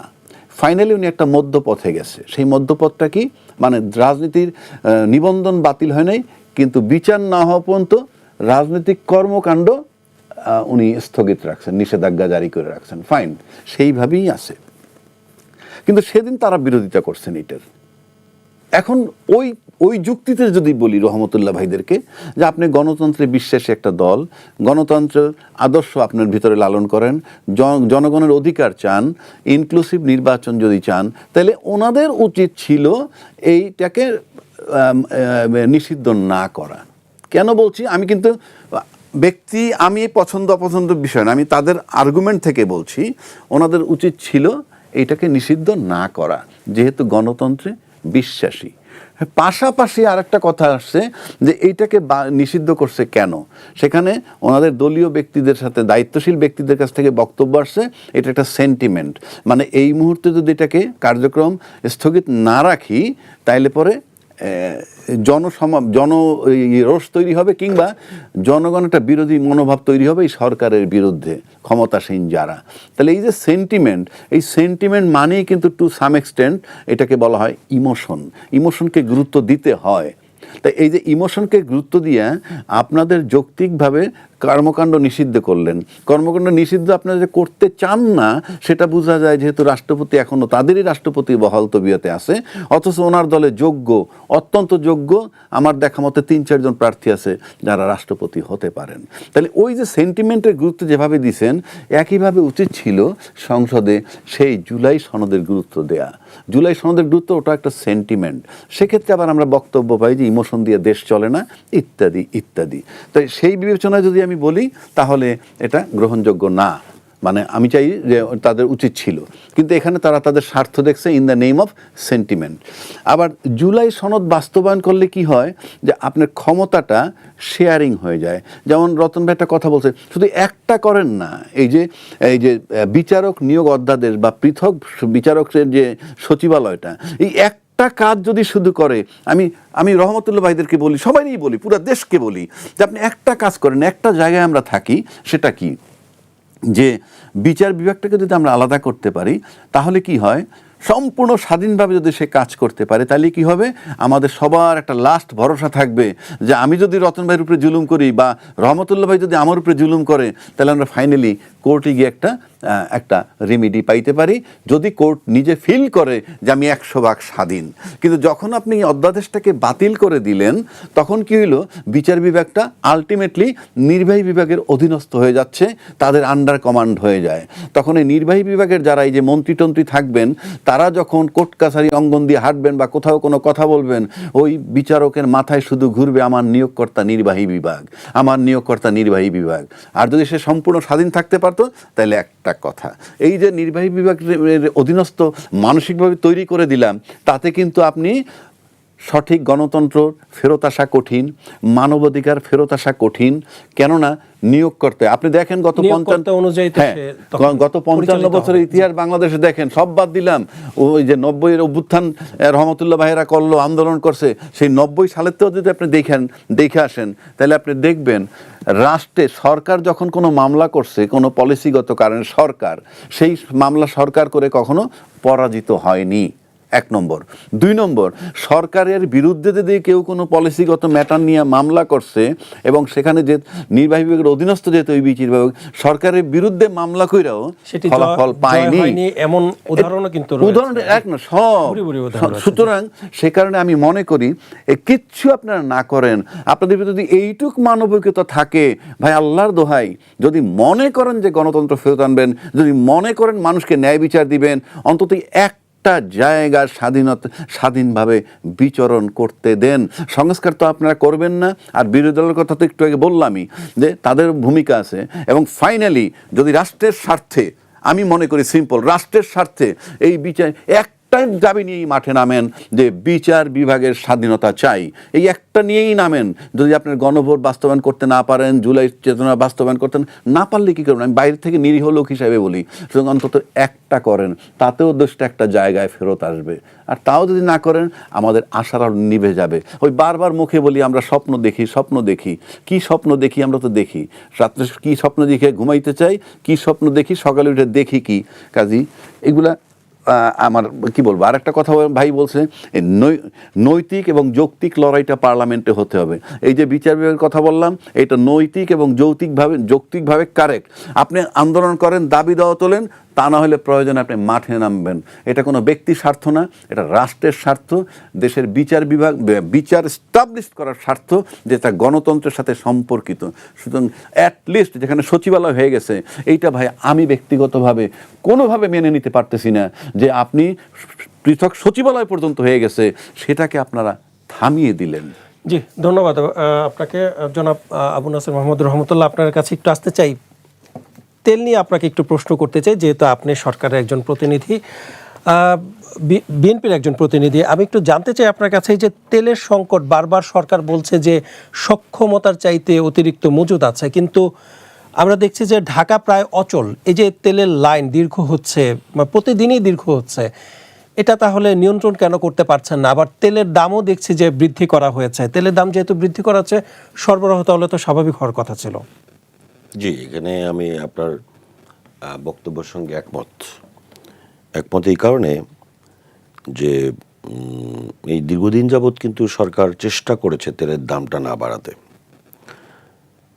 না বাড়িয়ে অন্তত এই যে বৈশ্বিক সংকট, সেই সংকটটা থেকে বের হয়ে মানুষের, কারণ তেলের সঙ্গে তো আসলে অনেক কিছুই জড়িত, দেশের সমস্ত সেক্টরটাই জড়িত। তেলের দামটা বাড়ানোর সাথে সাথেই কিন্তু অন্যান্য জিনিসের দ্রব্যমূল্যের দাম বেড়ে যাবে, যাতায়াতের খরচ বেড়ে যাবে, যার কারণে এই যে 1-1.5 মাস যাবৎ, 1 মাসের বেশি চেষ্টা করেছে। এবং সেখানে কি আপনি দেখবেন এইখানেও রাজনীতি করার চেষ্টা করা হয়েছে। তখন বলছে তেলের দাম বাড়ায় না কেন? কারা রাজনীতি করছেন? ওই যে যারা বিরোধিতার অর্থে বিরোধিতা করে, এবং কত নোংরা ভাষায়ও কিছু কথা বলেছে আপনি দেখেছেন, যে তেলের দাম বাড়ায় না কেন, ওর কি সমস্যা, বাড়ালে মানে এই তেলের দাম বাড়ায় নাই কেন, এটা নিয়েও কিন্তু আপনার প্রশ্ন তোলা যে হ্যাঁ তেলের দাম বাড়ান, তারপরে সমস্যার সমাধান করেন। কিন্তু সমস্যার সমাধান করতে গিয়ে চেষ্টা করতে যাওয়াটা, সেটাও কিন্তু অন্যায় হিসেবে অনেকে আখ্যায়িত করার চেষ্টা করেছে। অর্থাৎ আমার টার্গেটটাই হচ্ছে যে কোনো মূল্যে বিরোধিতা করা, ভালো কাজের মধ্যেও আপনার অসৎ উদ্দেশ্যে সেটা নিয়ে বিতর্ক করা এবং অশালীন একটা পরিবেশ তৈরি করার চেষ্টা করা হয়েছে। তো সেইখানে আপনি তেলের দামটা বৃদ্ধি করেছেন। তেলের দাম বৃদ্ধি করার সাথে সাথে আমি মনে করি যে তেলের দাম যেহেতু বাধ্য হয়ে বা যে কোনো কারণে হোক, যে কোনো কারণে বলতে কি এখনও বিশ্বের বাজারে অন্তত আমাদের এই অঞ্চলে যে কটি দেশ আছে তার মধ্য থেকে সবচেয়ে কম দাম এখনও বাংলাদেশে, যেই রেটটা বাড়ানো হয়েছে তারপরেও কিন্তু কম দামটা বাংলাদেশে। বাট আমি নাগরিক হিসেবে মনে করি যে এই বাড়ানোটা যদি বৈশ্বিক সংকটের কারণে যেহেতু বাড়াতে বাধ্য হয়েছে, অর্থাৎ তেলের সংকটটাকে যে কোনো মূল্যে নিরসন করার দায়িত্ব হচ্ছে সরকারের। সেটাই আমি আপনার কাছে এটাই জানতে চাচ্ছি যে তেলের এবং দাম সেই যেহেতু সংকটটা বেড়ে এখনো গেছে, কাটেনি। আমি আপনাকে সহযোগিতা করতে দিই, সেই সংকটটা এখনো কাটেনি। আমি সরকারের কাছে অনুরোধ করব যে কোনো মূল্যে, যেহেতু তেলের দাম বাড়ানো হয়েছে, যে কোনো মূল্যে এই সংকট নিরসন করতে হবে এবং মানুষ সহজে যাতে তেল পায় সেই বিষয়টা নিশ্চিত করতে হবে। এবং মুখ দিয়ে যারা বলতেছেন যে তেলের সংকট নাই, তাদেরকে খোলাসা করে বলতে হবে যে আসলে তেলের সংকট আছে কিনা। তেলের সংকট থাকলে আপনি সেভাবে হ্যান্ডেল করেন, তেলের সংকট যদি না থেকে থাকে তাহলে মানুষকে তেলের জন্য এই যে হয়রানি দীর্ঘদিন যাবৎ চলছে, একজন নাগরিক হিসেবে আমি এটার পক্ষে না। আচ্ছা, আমি আপনার কাছে আরেকটি বিষয় জানতে চাই। সরকার তো বারবার বলছে যে তেল মজুদ আছে এবং যথেষ্ট পরিমাণ মজুদ আছে, আগামী 2 মাসেরও মজুদ আছে, এমন কথাও কিন্তু আমরা শুনেছি। কিন্তু তাহলে লাইন বাড়ছে প্রতিনিয়ত, সরকার তাহলে সত্য কথাটা কেন বলছেন না? সত্যটা কি অনেক ভয়ঙ্কর না? আপনি স্বাভাবিক দৃষ্টিকোণ থেকে চিন্তা করেন, সেটা হচ্ছে যে আপনার মজুদ আছে, 2 মাসের মজুদ আছে। এই সমস্যাটা যদি 6 মাস থাকে, এটা হলো একটা বিষয়। আপনি তো ভিন্ন পথ থেকে অথবা ভিন্ন বাজার থেকে আমদানি করতে পারতেন। বাজার থেকে আমদানি করার তো এখনো নিশ্চয়তা তারা বের করতে পারেনি। এটা আপনারা দেখেছেন, বিভিন্ন প্রচেষ্টার কথা বিভিন্ন মাধ্যমে এসছে। এবং এইখানে যে বিষয়টা হচ্ছে যে এই যে মাটির নিচ থেকে, বাংকার থেকে, বিভিন্ন জায়গা থেকে তেল উদ্ধার করা হচ্ছে, এটা তো আমাদের মানসিক সমস্যা, মানসিক সংকট, যে আমরা যে সবাইকে নিয়ে সমস্যার সমাধান করব, এই মানসিকতাতে আমাদের দেশের বিশেষ করে ব্যবসায়ীদের একটা বড় সিন্ডিকেট, যাদের ইয়েটাই হচ্ছে যে যেই দিন যুদ্ধের বা দামাবা বেজে উঠেছে সেই দিন থেকে সে তেল থেকে কত টাকা অতিরিক্ত আয় করতে। অনেকে অভিযোগ করছেন যে সরকার যে তেলের দাম বাড়িয়েছে এটা সিন্ডিকেট আরো উৎসাহিত হয়েছে এবং তেল মজুদের বিষয়টি অবৈধভাবে যে মজুদের সেই মজুদটা আরো বেড়ে যাবে, উৎসাহিত হয়েছে। এটা রাজনৈতিক কারণে বলা হচ্ছে, এটা অভিযোগ করছে সাধারণ মানুষ। আমি মনে করি সাধারণ মানুষ বলতে তো মানে সাধারণ মানুষেরও তো আবার একটা ব্যাখ্যা থাকে। আমি আপনার সঙ্গে এই বিষয়ে আর্গুমেন্ট করব না। আমার কথা হচ্ছে বৈশ্বিক সংকট এটা সকলে স্বীকার করে। এটা যদি আরো 1 মাস আগে বৃদ্ধি করা হতো, মানুষ এটা কিছুই মনে করতো না। এখনো যে বৃদ্ধি করেছে, আমি আপনাকে ডাটা দিয়ে বলতে পারবো যে এই অঞ্চলের যতগুলি এবং বিশ্বের বাজারে যেই হারে তেলের দাম বেড়েছে সেই হারে বাংলাদেশের মূল্য সবচেয়ে কম। আপনি বললে আমি তথ্য দিয়ে বলতে পারবো, কিন্তু আমি আপনার সময় দিলে আমি সেটা করতে পারবো, আমার কাছে আছে সেই তথ্য। তো তারপর আমি বলবো যে দাম বেড়েছে, দাম বাড়াতে বাধ্য হয়েছে, সবই ঠিক আছে, কিন্তু তেলের সংকট, মানুষের যে এই দীর্ঘ ভোগান্তি, লাইনে দাঁড়িয়ে তারপরে লাইনে দাঁড়ানোর পরে গিয়ে আবার তেল পাচ্ছে না, আমি একজন নাগরিক হিসেবে এটা আমি মেনে নেব না, মেনে নেই না। এবং সরকারের যথাযথ মহলকে আমি বলবো যে কোনো মূল্যে এই সংকটের সমাধান করতে হবে জনস্বার্থে, এখানে আপোস করবার সুযোগ নেই। কিন্তু আপনি এই প্রসঙ্গটা আনার আগে আমাদের রাজ্যে কি ভাই অনেকগুলো কথা বলেছেন, দু একটা বিষয় যদি আমি না বলি, একটু ছোট করে জানতে হ্যাঁ ছোট করে আমি বলবো। আপনার ওনাকে তো অনেকক্ষণ দিয়েছেন, একটা হলো উনি কথায় কথায় অনেকগুলো কথা বলেছেন, এক পর্যায়ে গিয়েছে আপনারা সংস্কার করবেন না, সংস্কার, এই কথাগুলো তো আসলে আপত্তিকর। বিএনপি সংস্কার করছে কিনা বা নতুন করে কোনো কিছু করার চেষ্টা করছেন কিনা, উনি একজন বিবেকবান মানুষ হিসেবে চোখ খুলে অন্তর্দৃষ্টি দিয়ে যেভাবে দেখতে চান সেভাবে দেখতে চলে। হয় কি, কথার ফুলঝুরি ছোটানোর জন্য নিজের অবস্থান থেকে অনেক কথাই বলা যায়, কিন্তু অনেক সময় কিছু সত্য জিনিসও বলা উচিত। বিএনপি সংস্কারের কোন কোন বিষয়ে কথা করতে চাচ্ছে সেটাও আপনি জানেন, এবং সংস্কারের প্রথম ফর্মুলা কিন্তু বিএনপি নিয়ে এসেছিল। এখন আপনি বলতে চাচ্ছেন যেই সমস্ত সংস্কারের কথা, সেই সমস্ত সংস্কারের মধ্যে অবশ্যই আমি মনে করি যে বিচার বিভাগ এবং আরও যে দু একটা বিষয় আপনি বলেছেন, হ্যাঁ এগুলো সংস্কার করার জন্য যে আলাদা সচিবালয় বা বিচার বিভাগকে পৃথকীকরণ, এই জিনিসগুলো করতে পারলে আমাদের জন্য ভালো হতো। কিন্তু আমাদের মানসিকতা তো খারাপ, এই বিচার বিভাগকে আপনি স্বাধীন করে আপনাকে যখন দেওয়া হবে তখন কিন্তু আপনার শ্বশুর এসে অ্যাটর্নি জেনারেল হবে, তখন তো আপনি ঠিকই নেন। এই যে দেখেন না, ওই যে নতুন বন্দোবস্তের আলোকে যেগুলি যারা করতে চেয়েছে তারা কাকে কাকে কি বানাইছে এরপরে দেখছেন, তো কোনো কিছুতে নাই, হঠাৎ করে এসে দেখা গেল যে সে ডেপুটি অ্যাটর্নি জেনারেল হয়ে গেছে। তো এগুলি আমাদেরকে আগে মানসিকভাবে আমাদেরকে প্রস্তুত করতে হবে এই দুর্নীতিমুক্ত রাষ্ট্র গঠন করবার জন্য। এই যে স্বাধীন দুর্নীতি দমন কমিশনের কথা বলেছেন, করতে হবে, বিএনপিও করতে চায়, আমি একজন নাগরিক হিসেবে আমিও চাই, কিন্তু মানসিকভাবে আমাদেরকে আগে সুস্থ মানসিক হিসেবে আমাদেরকে গড়ে উঠতে হবে। এবং আমরা যে দুর্নীতি করব না, আমরা যে মানুষের যে হক সেই অধিকার আমরা হনন করব না, এই মানসিকভাবে আমরা যদি প্রস্তুত না হতে পারি, আপনি এগুলিকে কাগজে কলমে শুধুমাত্র নাম তো স্বাধীন দুর্নীতি কমিশন, আজকে 25 বছর যাবত কোথায় স্বাধীন? এখনো পর্যন্ত যে কোনো অফিসে গিয়ে আপনার দুর্নীতি দমন কমিশনের একজন ভদ্রলোকের কার্ড নিয়ে হাজির হয়, আমার এটা করে দিতে হবে। তো স্বাধীন দুর্নীতি কমিশন দিয়ে কি হবে? আমাদেরকে মানসিকভাবে পরিচ্ছন্ন হতে হবে এবং দেশের সকলকে এই দুর্নীতি এবং সন্ত্রাস, নৈরাজ্য, এই বিরোধী মানসিকতার সম্পন্ন আমাদেরকে লোকবল তৈরি করতে হবে। ধন্যবাদ আপনাকে জনাব রাজিকুজ্জামান রতন। আমি আপনার কাছে একটু আসতে চাই, যে গোপন চুক্তির কথা বলছিলেন যেটা, আচ্ছা বাংলাদেশ এবং যুক্তরাষ্ট্রের মধ্যে যে বাণিজ্য চুক্তি হয়েছে এবং গোপন চুক্তি হয়েছে, সেই গোপন চুক্তিতে আসলে কি আছে, কেন এত উদ্বেগ এই বিষয়টি নিয়ে?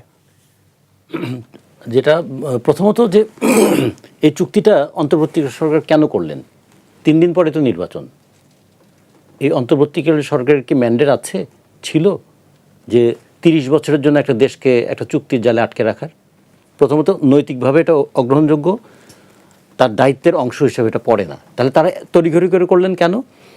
তারা হয়তো ভেবেছেন যে ভবিষ্যতে পার্লামেন্ট আসলে একটু তো আলোচনা তো হবে, আলোচনা হলে কিছু বিতর্ক যদি হয়, সেই বিতর্কটা তারা এড়াতে চেয়েছেন।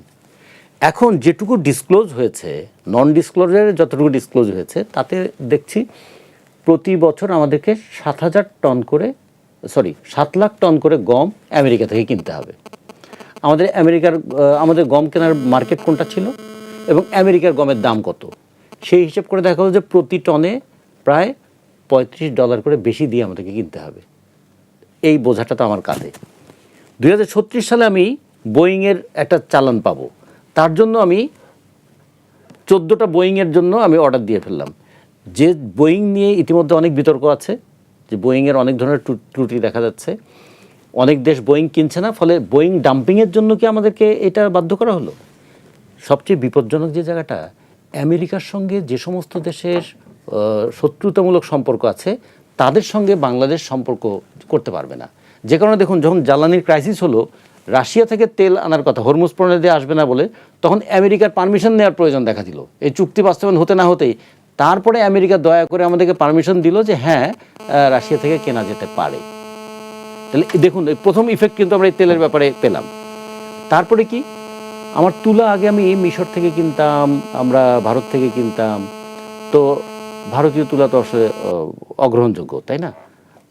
কিন্তু আমাদের মিশরের তুলা সেটাও অগ্রহণযোগ্য হয়ে গেল, আমাদের এখন কিনতে হবে কোত্থেকে? কিন্তু ভারত থেকে তো আমরা ডিজেল আমদানি করছি। এই যে বলা যায় না, ওটা হয়তো ওটা যেহেতু ডিজেল দিয়ে অজু করা যাবে না, ফলে ওই ডিজেল হয়তো পোড়ানো যাবে, ওটা পুড়িয়ে দেওয়া যাবে, পুড়িয়ে গেলে পরিশুদ্ধ হয়ে যাবে।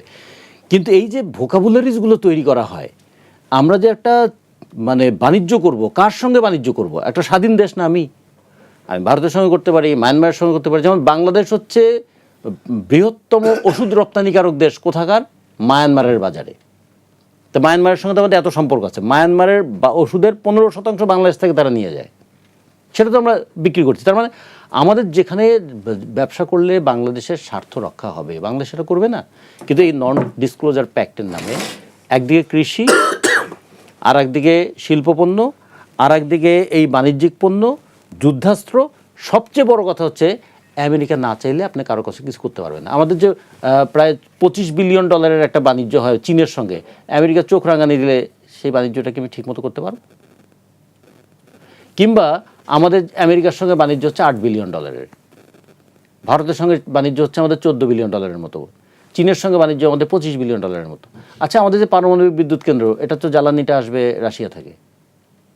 এখন যদি বলে যে না, এটা তুমি করতে পারবে না, তখন কি হবে আমাদের? এই জন্য এই যে চুক্তিটা করলেন, এখন অনেকে বলছেন যে এইরকম একটা চুক্তি কি কেউ করতে পারে?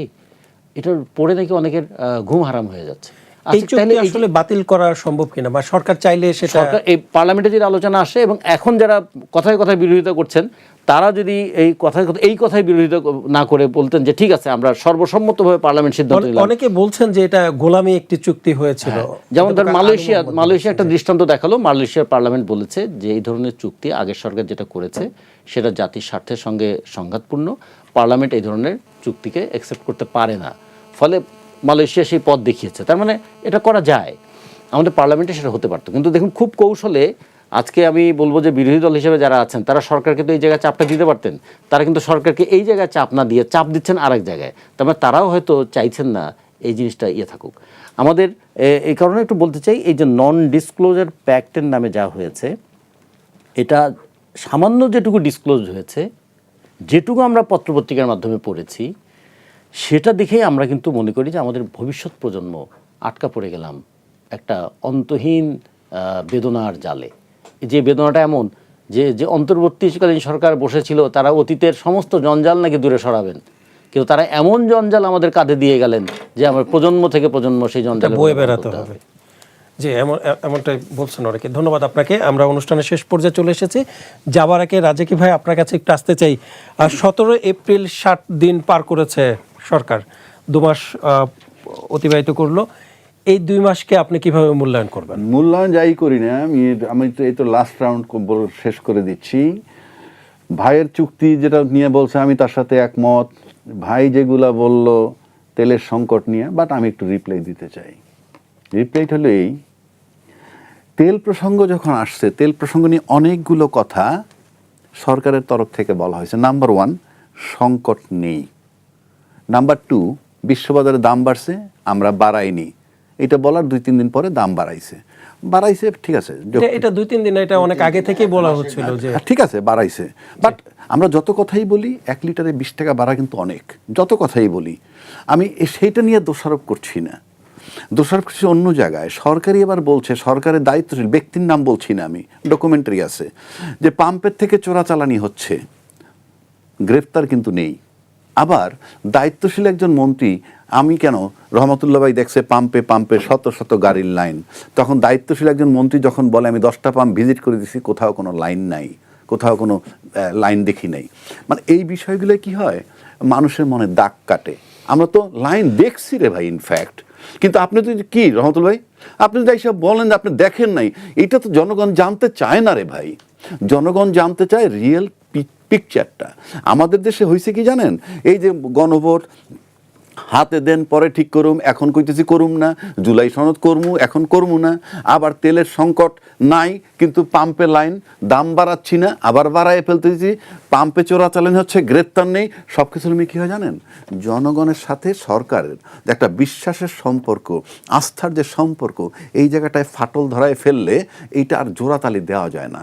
মানে সরকার যদি এখন বলে তেল নাই, তাও ভাঙচুর মারামারি, তেল নাই তার দিন কি কইলা, আর যদি বলে তেল প্রচুর আছে তার লাইন কেন, এগুলো কি হয়, আমরা সত্যের জায়গাটায় নাই। সবসময় মনে করি কি কৌশল করে বোধহয় সময় পার করা যায়, কিন্তু সিচুয়েশন দানা বাঁধে, বিভিন্ন জিনিস দানা বাঁধতে বাঁধতে খারাপ দিকে যায়। আর ভাই কিছু কথা বলছে যে এই US Bangladesh contract, non disclosure, কিছু জানি কিছু জানি না।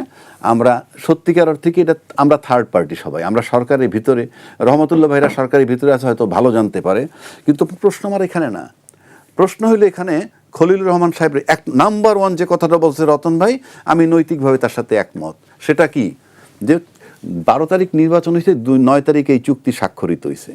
এইটা যদি আপনি বলেন, এইটা যত বৈধ সরকারই থাকুক, মানে আজকে যেমন মনে করেন এই বিএনপি সরকার ক্ষমতা আছে, মনে করেন 3 দিন পরে নির্বাচন আছে জাতির, তারা ক্ষমতা আছে, এই 3 দিন আগে তড়িঘড়ি করে এরকম বিশাল কোনো চুক্তি করা যায় না। নির্বাচিত সরকার থাকলেও চিন্তা করা উচিত। তার এটা আমি নৈতিকভাবে সন্দেহ, ওই সময় এই চুক্তিটা করা ঠিক হয় নাই। কিন্তু পরবর্তীকালে আমরা যেটা পাইছি, খলিলুর রহমান সাহেব কিন্তু বক্তব্য দিয়েছেন বিএনপি এবং জামাত তাদের সাথে তাদের সম্মতি নিয়ে সেই চুক্তি করছে, এটা আপনি জানেন। সেখানে জামাত বলছে যে আমরা এটার সাথে আমাদেরকে কিছু বলা হয় নাই। বিএনপির তরফ থেকে আমরা এখনও জানি নেই যে খলিলুর রহমান সাহেব এই তাদেরকে জিজ্ঞাসা করছিল কি করে নাই। এই দায়টা কিন্তু অলরেডি সে শিফট করে ফেলছে অনেকখানি। জামাত তাহলে খলিলুর রহমান মানে পররাষ্ট্রমন্ত্রীকে কেন জবাব চাইলো না, যে তিনি কেন বললেন যে জামাত জানে, এই ধরনের কোনো? জামাত তো বলে দিচ্ছে আমাদের সাথে সম্মতি নেই, এটা বাকি দায়িত্ব তো তার, বাকি দায়িত্ব তো খলিল সাহেব কেন বললেন, এটা তো খলিল সাহেব তো বলছে তারা সম্মতি দিছিল, তারা বলছে দেই নেই, আমি এখানেই থাকবো। এখন আসেন, আমি ব্যক্তিগতভাবে যেটা করতে চাই, আমেরিকার সাথে একটা চুক্তি হোক, ভারতের সাথে একটা চুক্তি হোক, চায়নার সাথে একটা চুক্তি হোক, হইলে আর একটা সরকার এসে যে বাতিল করবে, কঠিন কাজ। কিন্তু প্রশ্ন হচ্ছে যে আমরা রাষ্ট্রের বৃহত্তর স্বার্থে নাম্বার ওয়ান, এই অসম চুক্তি বা গোলামি চুক্তি যদি হয়ে থাকে, এই সরকারের নৈতিক দায়িত্ব সেই বিগত সরকারের বিরুদ্ধে আইনগত অ্যাকশন নেয়া। আমি আমেরিকার চুক্তি বাতিল করতে পারি কি না পারি, আগে এই জায়গায় যাওয়া দরকার, যাতে ভবিষ্যৎ কোনো সরকার এরকমভাবে চুক্তি করতে সাহস না পায়। খালি মুখে বললে হবে না, আগেও বলছে, এখন এটা সরকারের পদক্ষেপ নেওয়া দরকার, নাম্বার ওয়ান। নাম্বার টু, এটা পার্লামেন্টে আলোচনা করে এই একটা জায়গায় সব ইউনাইটেড হইয়া রিভিউ কমিটি বানানো খুব জরুরি। আর সেক্ষেত্রে আমি মনে করি বাংলাদেশি যদি আমরা সবাই হয়ে যাই, তাহলে কিন্তু ওই সংস্কারগুলোর সাথে আমরা ঐক্যমত্য হয়ে যাই, এই রিভিউ করে চুক্তি বাতিলের ক্ষেত্রে আমরা একমত হয়ে যাই, সব কিছু করে আমরা দেশটাকে গড়ি। শুধু আমরা তো ভাইস ভার্সা, জনগণের দিকটা দেখতে হবে। আমরা জনগণ যেটা চাই সেটা হলো জুলাই সনদ বাস্তবায়ন, সংবিধানের সংস্কার খুব জরুরি। এই একসাথে রিভিউ কমিটি বানাই, পুরা পার্লামেন্ট যদি আমরা ইউনাইটেড হয়ে যেতে পারি, আমার কাছে মনে হয় না যে আমেরিকার চুক্তি নিয়েও আমরা রিভিউ কইরা একটা সামনের দিকে আগাইতে পারবো, এটা নিয়ে চ্যালেঞ্জ করার। তাতে আমাদের শুভাকাঙ্ক্ষী বহু লোকই আমরা পাইতে পারি আমাদের সাথে। ধন্যবাদ আপনাকে। জি জনাব আমি যে চুক্তি নিয়ে তো কোনো কথা বলার সুযোগ পেলাম, আমি আপনাকে 1 মিনিট সময় দিতে চাই, আমরা একেবারে শেষ পর্যায়ে চলে এসেছি। চুক্তির যেগুলো পয়েন্ট রতন ভাই বললেন, আরও 2-1টা ভয়াবহ পয়েন্ট আছে। তো সেই পয়েন্টগুলো আলাদাভাবে না বলে কোনো বিবেকবান মানুষ, কোনো দেশপ্রেমিক মানুষ, মানুষের দেশের প্রতি যার মিনিমাম দায়বদ্ধতা মমত্ববোধ আছে, তারা সুযোগ পেলেই এই ধরনের একটা চুক্তি ভিন্ন রাষ্ট্রের সঙ্গে করতে পারে না। তো এটা আমি মনে করি যে এই চুক্তির ব্যাপারেও যেটা রাজাক ভাই বলছেন, সেটা হচ্ছে যে সরকার বিরোধী দলের সম্মতির ভিত্তিতে দেশের স্বার্থ পরিপন্থী এই চুক্তি কিভাবে কি করা যায় সেটা নিয়ে তাদেরকে একসাথে কথা বলতে হবে, এবং সেক্ষেত্রে বিরোধী দলের সহযোগিতাটা অনেক বেশি লাগবে।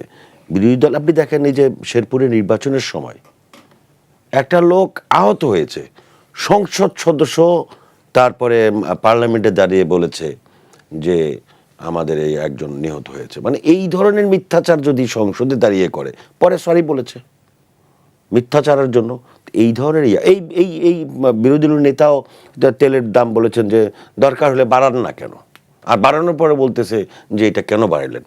এই এই এই জাতীয় বালখিল্যতা সম্পন্ন বিরোধী দল ভূমিকা যদি পালন করে তাহলে একটি সরকার সঠিক পথে থাকতে পারবে না। সবাইকে আপনাদের তিনজনকে। সামগ্রিকভাবে সকল কি দেশের স্বার্থে, দেশের উন্নয়নের স্বার্থে, দেশের সামগ্রিক নতুন বন্দোবস্তের কথা যারা বলছি, সেই নতুন বাংলাদেশ গড়ার জন্য সকলকে সম্মিলিতভাবে একসঙ্গে কাজ করতে হবে। আপনাদের তিনজনকে অসংখ্য ধন্যবাদ মূল্যবান সময় আমাদেরকে দেওয়ার জন্য। দর্শক, আপনারা দেখছিলেন আমাদের নিয়মিত অনুষ্ঠান কালের সংলাপ। আজ এই পর্যন্তই। ভালো থাকুক দেশ, ভালো থাকুক দেশের মানুষ, এই প্রত্যাশা। আল্লাহ হাফেজ।